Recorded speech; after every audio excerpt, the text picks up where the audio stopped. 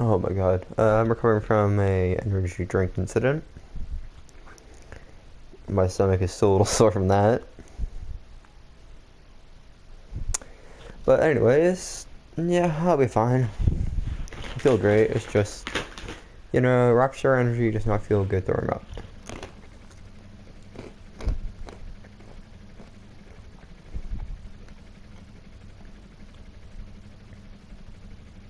I mean, Blue Raspberry Rockstar Energy is pretty good though. When it stays in your stomach. But of course, I did not work out in my favor. I did not do that. So I'm just gonna try to. Haven't played All Out in a while, so I figured I'd go live on it. Even though I know I got Legends, but Legends doesn't have a lot of freestyle tracks like All Out does. And I really like freestyle.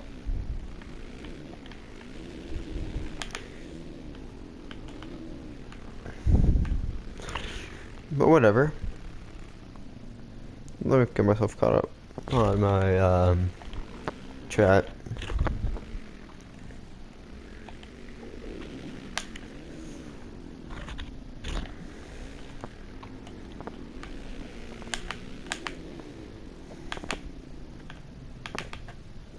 I mean, it is really embarrassing what happened, but yeah.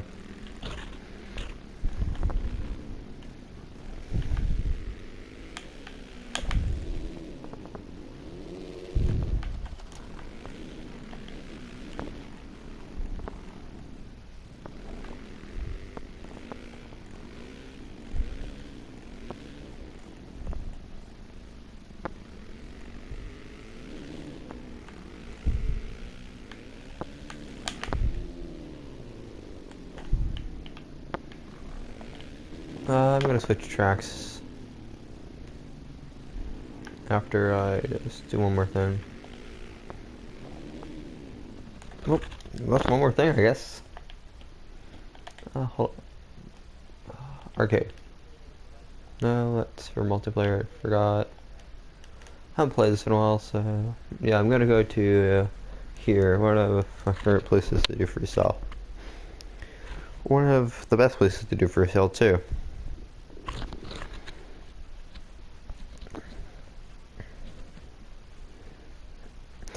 I got called a cheater because I raced tight lines in All Out. I was thinking to myself, wait, how is that cheating? Riding your lines tighter for you can get, well, they're riding completely wide open. Where it's easiest to pass them.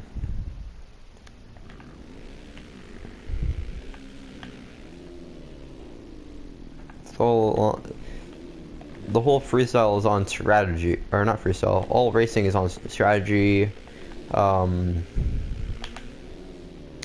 and being one step ahead of your opponent.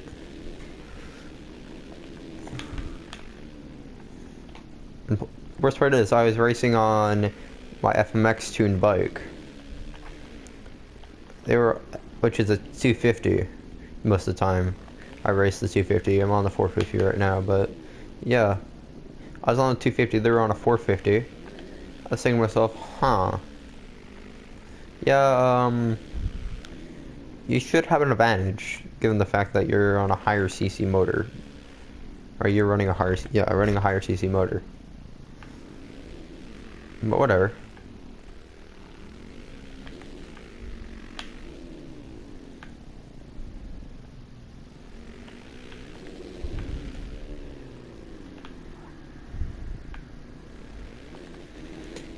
It's funny though, seeing people complaining about stuff like that. It's like, first of all, it's just a game. Second of all, just because you cannot, stay in a decent and aggressive line to keep people out of your line and stop people from passing you, does not mean they're cheating. It means you might not be a good rider. That's okay. That's what training's for. Yeah, I guess I switch my 250 because this thing hates shifting gears. Where's my 250? You are the Honda 450, which I don't want. I want my KTM 250 two-stroke. This one. My SX. Right.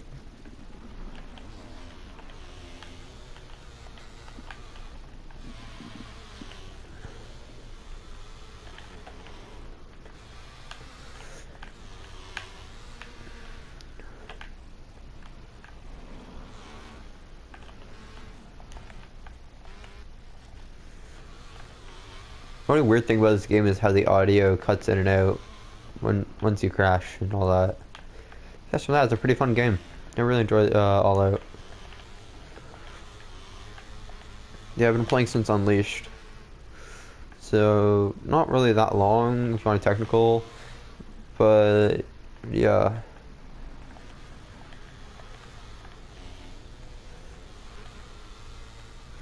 Wait, when was Unleashed released? I was playing it on the PS3, so that also gives some more data on one. It's actually a pretty good rider in Unleashed.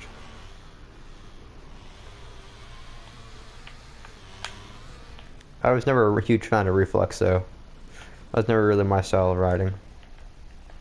I mean, it was fun, don't get me wrong.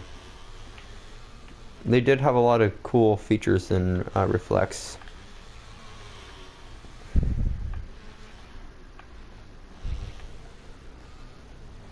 But yeah, I just never really figured I never really understood all the hype about Reflex, or because not really my style of play. I mean, it did have a lot of cool aspects where it's more strategically playing and less of, you know, just get the most speed, and you don't really need to worry about how you land all, because a lot of them you really have to worry about, you know, landing properly. All you got to worry about is being able to stay on the bike. But in Reflex, you actually, if you land a little too far back, you have to lean forward. You got to push your guy forward, so you don't fall off and all that, which I thought was pretty cool actually.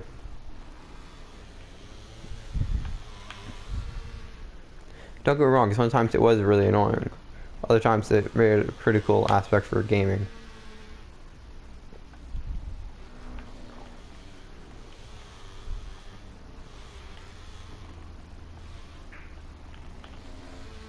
Nope, I can pull that one off today.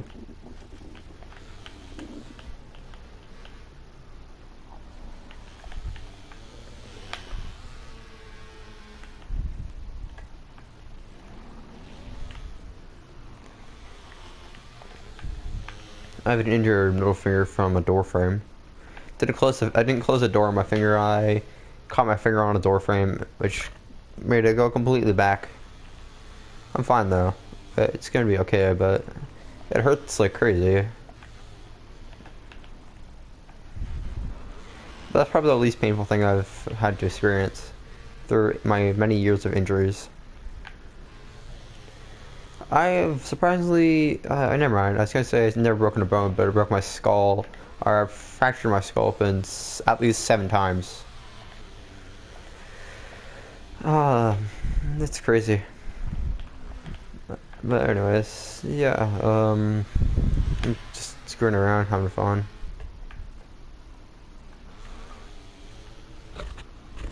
Not really the best of riders in this game, but it's mostly because I don't really play all of that much. I usually play Legends. But anyways, oh hello there, Mason, if I'm correct. I have dyslexia. Reading is not my go-to thing. I'm really terrible at it. I try though.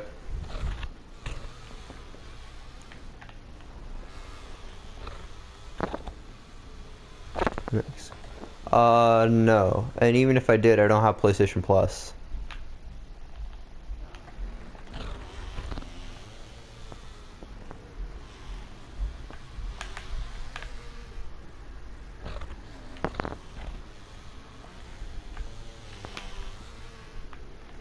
It is a game I'm contemplating getting soon. Because I do a lot of simulator games and arcade style games. Just gotta find the money for that, because I haven't got paid from work yet, and yeah. I'm also trying to afford basic stuff like food and other stuff. Yeah, I've heard it's really fun to play a mech sim. When I had a PC, I used to play what was it? MX Bikes, which was really fun. But now my PC is, you know, I decided not to be a PC because my PSU went for crap. Which PSU is your power supply unit, the thing that makes your PC actually turn on. Not cheap.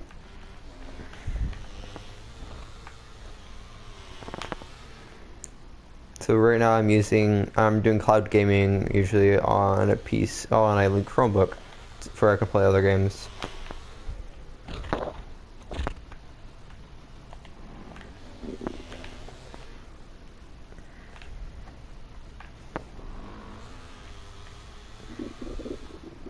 I mean, I probably know something I can get a PSU for like 40 bucks off of, because they have like hundreds of PC parts. I mean, they used to be a computer technician for a little bit. No, I don't know what they do for a living, but yeah. Oh, thank you. Have a good day.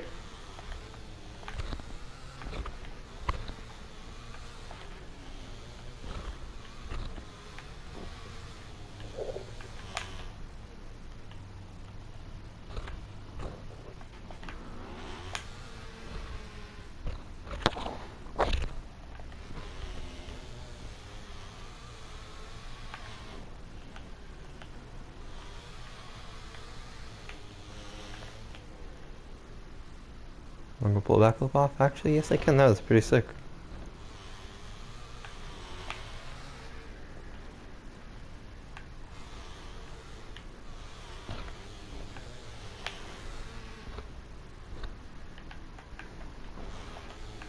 I would love to go riding right now, but it's winter in Canada, so you know, it's technically spring, but there's still a lot of snow to get where I live. So you know, bikes don't like snow. It's kind of like riding a pedal bike on ice with like way more horsepower and torque. So you know, you're probably gonna end up in either a hospital or a morgue. Hasn't stopped me before from riding in the winter with a little snow. But yeah, it's pretty cool riding in Canada though. Because where I live, we got a train track that separates my entire city. Or technically, it's a town. It used to be a really small town until a lot of people from Toronto said, "Hey yo, we're gonna come down here because the housing market's so cheap down here, and you know, they're gonna spend millions of dollars on properties, make this place now have 40 something thousand more people." Which we already had like 60 people, like 6,000 people here. So all the trails I used to ride are now getting turned into apartment buildings, stores, and you know. I mean, I have nothing against it. It's just annoying that all the nice trails I ride are getting tore up. I mean, I can still take the a trail I like to ride to like a little like out of my city, go to a pizza place I like to go to, or just go on to their or I can just, you know, ride to one of the kind of motocross tracks that people have just made out there. Or if I really want to, I can ride to one of John Deere's missile, or one of John Deere's nuclear or bomb shelters they have out there. Because where I live, there's a bunch of bomb shelters that are not open to the public, but you know, John Deere sold their property to a bunch of developers. Developers don't really know about the bomb shelters, and it's easy to get to them.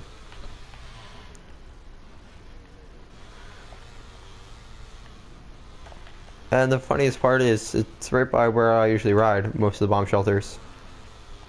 Because there's a huge trail I've been riding since I was about 7 on ATV. I was like 8 when I first started riding dirt bike, semi-decently. I mean, I used to be able to ride, or I was able to ride like at 7 on dirt bikes, but, you know, didn't really understand the whole concept of shifting at the time, or a lot. But no, I ride all the time. It's pretty fun though, riding where I live. The only annoying thing is you got a bunch of people that think they're all high and mighty and think they're really important because they're rich, yelling at you for riding on trails that have been there before they even came to Canada or Ontario. Because a lot of them come from places like Alberta, Quebec. I mean, I have nothing against Quebec or Alberta, or hell, we got people from Saskatchewan, East India. I love all those people. I mean, one of my best friends is actually from East India. It's just kind of strange the fact that, you know, you're getting yelled at for riding on trails that have been there way before them in the city you've lived in your entire life, and no one ever give a damn about you riding on. Because you got these people that have multi-millions of dollars living in apartments that are now like either like can go up to $1 million. Most of them range around 500 grand per, like if you're buying a house. For renting, it's like 2,500 a month. But yeah, so you got those people just that are, you know, living where all the trails used to be. So when you go down a trail, you got them screaming at you because you're making too much noise. When it's 4 in the afternoon, you are riding a like a dirt bike, and you're not revving the crap out of it. You're actually being really considerate, but yet you're still getting yelled at because it's too early to be riding. Meanwhile, it's 4 in the afternoon, which gets really annoying, given the fact that, you know, if I ride at 5, it's way too late to be riding. Because, you know, kids are studying. Or, you gotta be careful, there's so many kids around. What are the kids doing in the literal bush of my city, or my little town? I mean, don't get me wrong, I walk in the bush of my city, or the town. I call it a city now because, you know, it's really populated. But yeah, I walk in the bush, which kind of just means forested area. And that's because it's right along the canal. I walk the canal. I also ride along the canal. But when there's a motorcycle or quad, hell, even side-by-sides, I move off to the side for them. Because I've, you know, grown up around them and understand, yeah, they're people just trying to enjoy their life and have fun. And it is a trail, so what do you expect?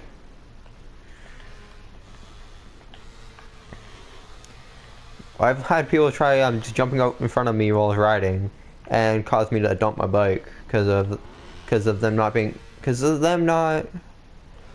enjoying the fact that I'm riding on a Saturday at 4 in the afternoon. I mean, first of all, it's a weekend. Second of all, I'm on a trail. Third of all, it's 4 in the afternoon. Jesus. Shouldn't you be going to like yoga class or, you know, going to Starbucks? Or hell, at this point, Tim Hortons or McDonald's to get your coffee, because Tim Hortons coffee kind of sucks now. Don't get me wrong, I'm Canadian. It's kind of sacrilegious to say, you know, Tim Hortons sucks with the coffee, but ever since Burger King bought Tim Hortons, like bought this Tim Hortons franchise, they royally screwed it up. Tim Hortons is rolling over in his grave. I feel like as a Canadian, I have to as a Canadian, I'm not gonna let this slide. I want the old Tim Hortons back.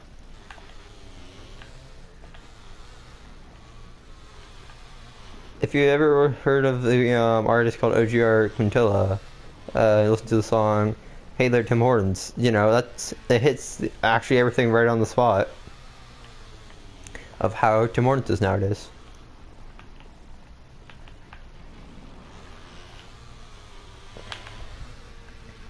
Don't get me wrong, I go there all the time because it's literally right down the street from where I live. But you know, it's kind of awkward given the fact that my ex's mom is a manager there. But whatever, it's life. You gotta deal with it.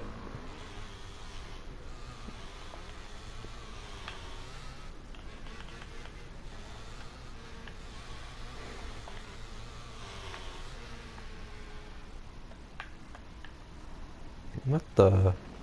Huh, I don't think you're meant to land like that, but okay.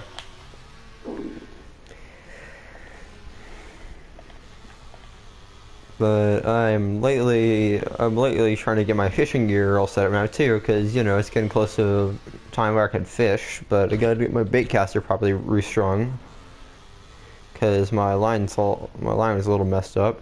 Gotta get my had to fix another fish, like my Zipco 303 or Zepco, depending on how you pronounce it, through, because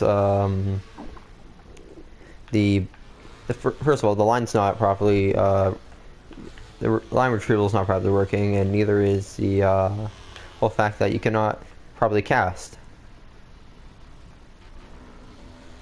which is easy to fix, given the fact I've done it before.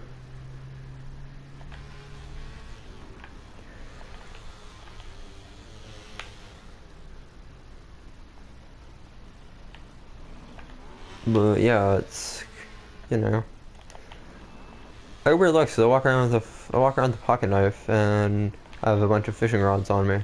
Like usually, I have a fishing rod bag or rod case, what's actually called, and a tackle box, and a backpack I carry on me too, with a with a Leatherman pocket knife just sitting right on my attached to my belt. People look at me weird because, you know, it's a kind of a city, and you're carrying around a knife. Most of the time I don't use a knife because I use it usually for pliers, because, you know, fish like trying to completely swallow the hook at times, and you never want to have to reach in a fish's mouth because that's hard as all it can be, and you don't want to put the fishing hook through your finger, which I've done before. So yeah.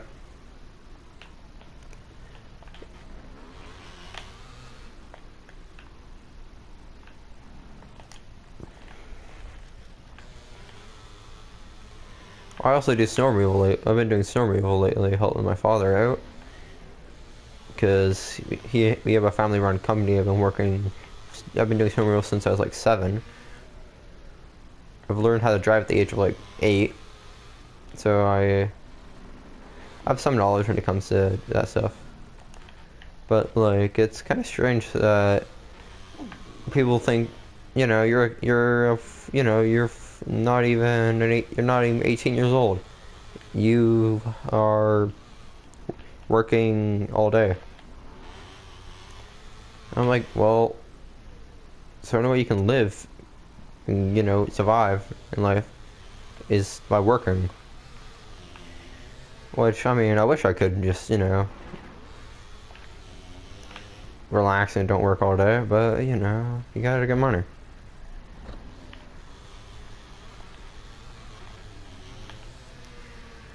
Half my friends are either babysitters or, you know, just working at McDonald's or something like that. Well, I work at a department store or help out. Yeah, it's weird. I do snow removal, I do landscaping, and a couple other jobs. There's a couple other things I do. Like I've done construction, or help with construction. because given my age, I'm not technically allowed to work under a actual company. But if it's family run in Canada, you can work at the age of 14.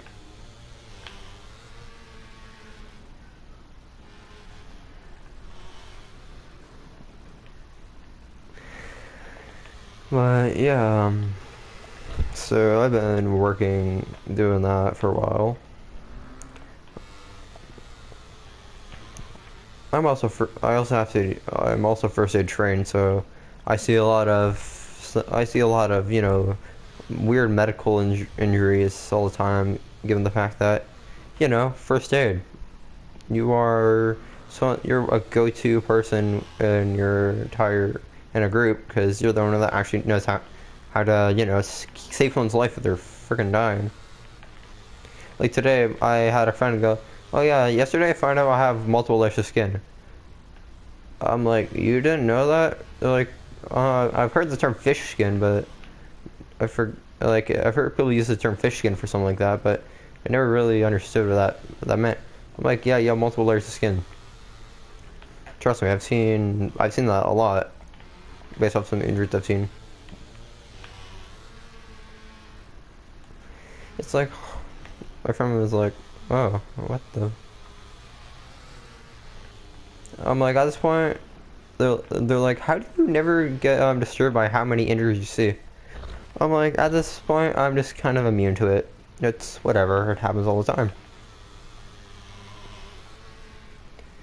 Once you see something so much, you kind of become immune to and numb to it. So you just don't really have a reaction when it happens. You're just like, okay, well, I gotta do this now. Which can lead to some weird incidences when, you're dealing with first aid. For example, someone's panicking because they have a huge gash on their leg. Calm down, don't worry, you're gonna be fine. Just let me just wrap the thing up because then, you should probably go to the hospital. I can't give you serious medical attention, but I can, just help prevent the bleeding. They're like, how are you? They're like, wait a minute. You're not even panicked by this? I'm like, nah, no, I'm not. Because me personally, I've had a lot worse injuries than that. I've literally had my skull, like I said, I split my skull open, or fractured my skull 7 times. I've seen a lot of blood before. And I've had huge cuts. I have first and second degree burns on some of my body parts from fires. At the age of 8, I watched my dad get first, second, and third degree burns all over his body from an ATV fire. Kind of traumatic, but whatever. You, something you never recover from, but you learn how to cope with that and how to not let it affect you in your day-to-day life. A lot of stuff you learn how to just not focus on. Like, I mean, something like I've had some crazy incidences where stuff has happened and I'm just chill. I mean, yeah, I do get to the situation as quick as possible because when it is an emergency, there is no time to spare. The more time wasted, is less time you have to. The more time wasted is less time you have to help them.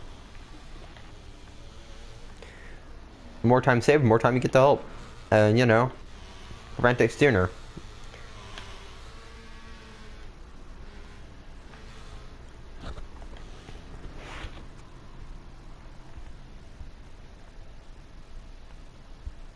You'll learn some pretty weird things just from doing first aid.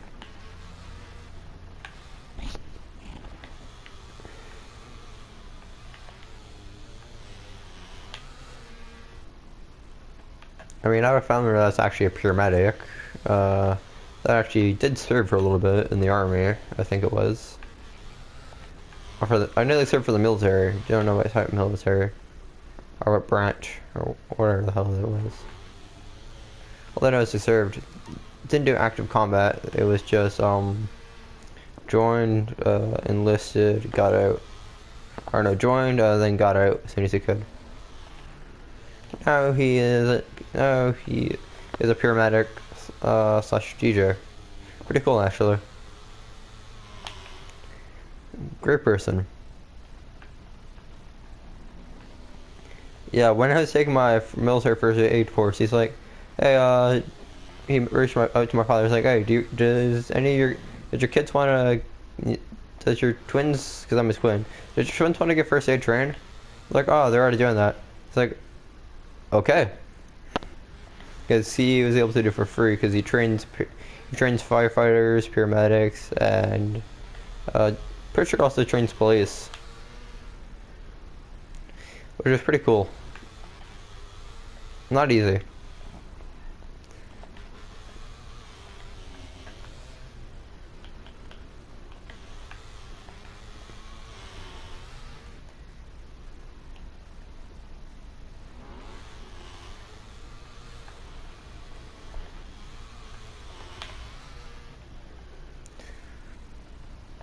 I mean, the scariest thing that's happened to me personally was having a knife pulled on me from a kid that that was overreacting about something that was just because I was talking to somebody and they were getting annoyed.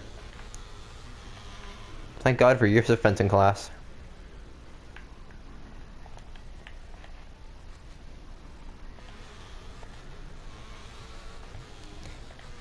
Yeah, I did fencing for a little bit, which is pretty fun, and no, what it's it's not really something a lot of people talk about because a lot of people find it boring, but yeah, how to fight with a flimsy metal stick, like a flimsy piece of metal, but I guess I'm pretty good at fighting and defending myself.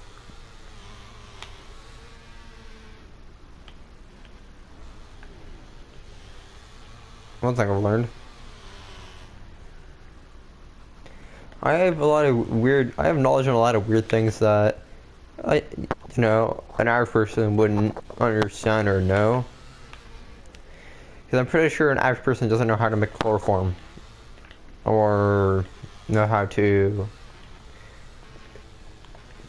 shoot a firearm. If you're from Canada, that is. I mean, you're in the United States, you probably shot a firearm at the age of 6. I mean, and also not a lot of people know how to fly a plane at the age of not a lot of people in general know how to fly a plane. I mean, I don't have a pilot's license, but I know how to fly a plane. Don't ask how I learned how to fly a plane, just that is information I cannot give out. I mean, I know the drive. That is something a lot of people learn. A lot of country people have learned how to do it at a young age. A lot of my friends find it strange that I can drive a car. Meanwhile, most of my friends don't understand how to use a chainsaw or a weed whacker at that.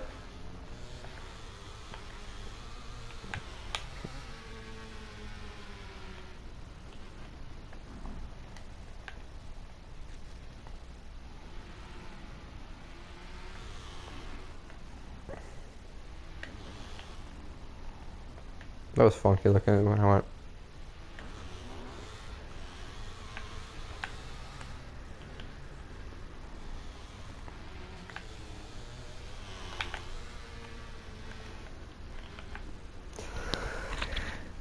Well, yeah, I'm gonna go. I'm pretty busy today.